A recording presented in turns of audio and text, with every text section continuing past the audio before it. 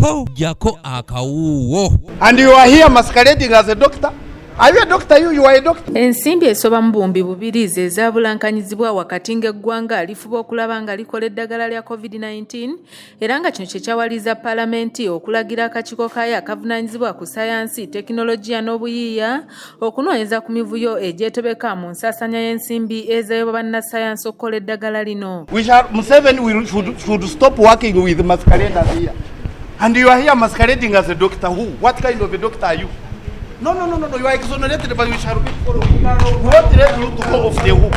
We won't let you to go off the hook. Alipoota y'akakiiko eyasomwa Ssabbiiti ewedde, Minisita Minisita Musenero yali ku mwanjo nnyo okuvaako okubulankanyizibwa kw'ensimbi y'omusolo era nga mu alipoota gy'aleese olunaku olwaleero eri Paalamenti yeetondedde eggwanga nti bw'aba aliko kyonna kye yasobya mu kaweefo w'okufunira Uganda eddagala lya korona asaanye asonyiyibwe. We need to be cognizant that our science is still young, and the committee made some recommendations aimed at putting in place procedures to improve the management and monitoring of such projects.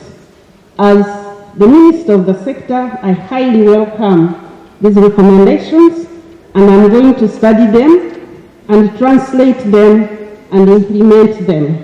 Abaka bakkaanyizza n'ebyo byonna ebyazuulwa akakiiko wabula ne bakuba ebituli mu byasalwawo nti byali binafu nnyo okusinziira ku bujulizi obulumika Minisita Musenero okwekomya ensimbi ezamwebwa okukola eddagala lya korona. That's a liability. She's accountable to make sure that that person is paid. But in terms of liability of loss occasioned, the former minister, the former permanent secretary must be held accountable.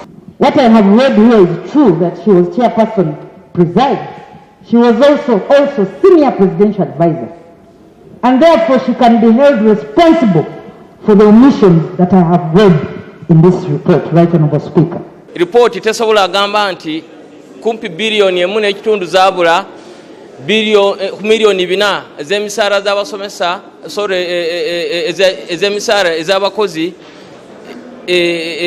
zaabulawo. Ate ripooti neegaana okuleeta engeri gye badisipulininga ku minisita.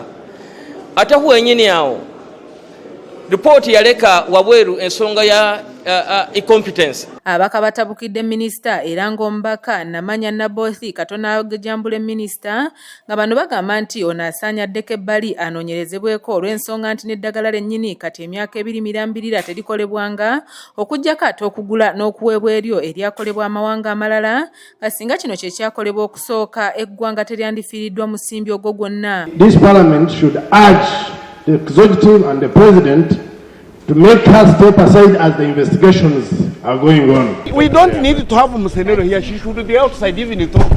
How can you connive with the government steal taxpayers' money? No, that one is not acceptable. And we shall not allow that. Even if the parliament exonerates you, we shall keep following you. It's sad. How did you used to advise the president? Instead, he's the one who was advising you. And you are here masquerading as a doctor. Are you a doctor? You are a doctor. I doubt whether you are one. You are not a doctor. A doctor who doesn't know that before you do anything, you should consult any DA. What kind of a doctor are you? We are not going to tolerate you. Okwemulugunya ku nsonga eno okwasibwamu amaanyi omubaka w'entuŋŋamu Honorable Yona Musinguzi ng'ono yatandika Ssabbiiti ewedde okuŋŋaanya emikono okujja mu Minisita Musenero Bwesigye era ng'onakkaatiriza nti si wakuva ku nsonga eno okutuusa nga Minisita asesemya ensimbi za bannayuganda. Yagambye nze munsonyiwe bannange ebyagenda bubi byonna mukole ki mubinsonyiwe sente z'abalamu zinsonyiwe nze ng'omuntu nze ng'omukatulika musanyiye naye alina okukola kimu aleete sente z'eggwanga mu Commonwealth countries bw'osaba ekisonyiwo bakikuwa naye you take responsibility. Simanyi responsibility bakiyita batya mu Luganda.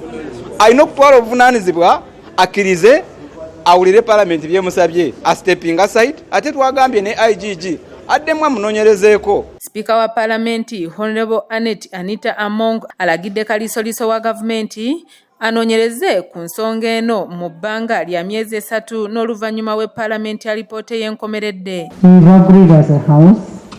There are some burning issues like abuse of office, like money which has been lost, that we should refer this to IGG and give IGG 3 months.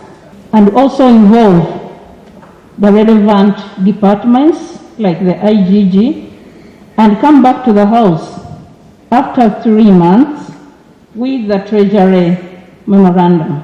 Wabula Minisita Musenero asanyukidde ekyalipoota y'akakiiko era n'ategeeza nga bw'atalina kyatidde mu kunoonyereza kwa kaliisoliiso olw'ensonga nti ye omulimu ogwamuweebwa yagukola bulungi. I'm actually happy that the matter has been referred to IGG because the facts are there. The facts are there, the evidence is there. There is no money which was lost in my hands.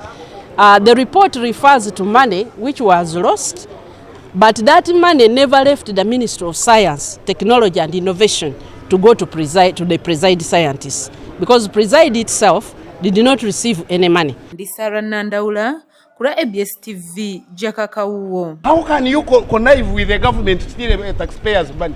No, that one is not acceptable.